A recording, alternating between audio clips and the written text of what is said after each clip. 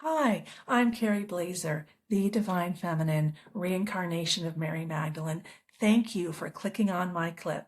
But I want to let you know that I have a free ebook linked below, my 6 Divine Feminine Self-Love Strategies. They will help you transform your emotional wounds into personal wisdom. And I take a multidisciplinary approach. I include the laws of physics, psychology, neuroscience, shamanism, mysticism. I went wild, okay? So men can understand and women can understand. There's something there for everyone because what I learned is when something's true, it's true in multiple places. All right, please like and subscribe and help me distribute my ebook to everyone for free by exploding my channel.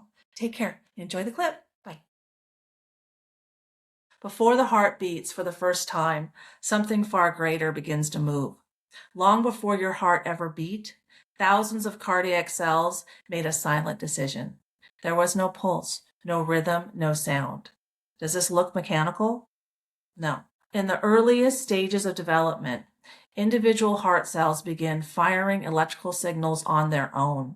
Then something remarkable happens. They synchronize. Just like Tesla said, if you want to understand the secrets of the universe, think in terms of energy, frequency, and vibration. This is exactly what he was talking about. This is a secret of the universe like I've never seen. I'm a mom, so separate impulses align into one coordinated electrical wave. That wave triggers the first contraction, the first heartbeat, the beginning of a rhythm that can last a lifetime. Let me stop sharing.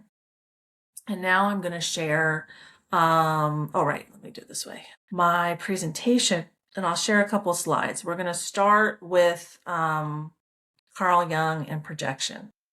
And my book, as you can see there, My Inner Heroine, Exploring Feminine Pain, tells a story of how I went from a suicide attempt 7 years ago to starting my healing process, attracting several men into my life, and then experiencing enlightenment. And the book ends at the end of December of 2024. We're now in March of 2026. So the second and third men in my book, I call them my heroes because they mirrored my wounds back to me, were Justin Waller and Andrew Tate. And Andrew Tate's a perfect example of projection. If Andrew triggers you, remember, triggers are your healing friend, not your healing foe. What irritates you about others leads you to an understanding of yourself. And my kids hated me for helping Andrew Tate. But Carl Jung says, if you imagine someone who is brave enough to withdraw all of his projections, then you might get an individual who is conscious of a pretty thick shadow.